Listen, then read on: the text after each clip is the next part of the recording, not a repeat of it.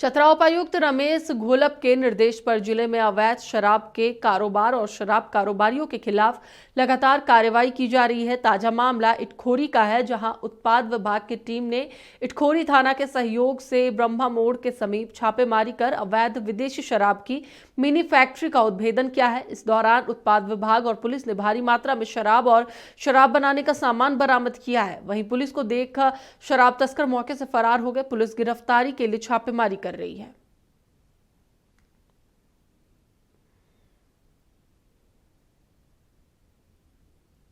ब्रह्मा चौक नाम का जगह है, वहां पर कल हम लोगों ने एक अवैध शराब की मिनी फैक्ट्री का उद्भेदन किया है।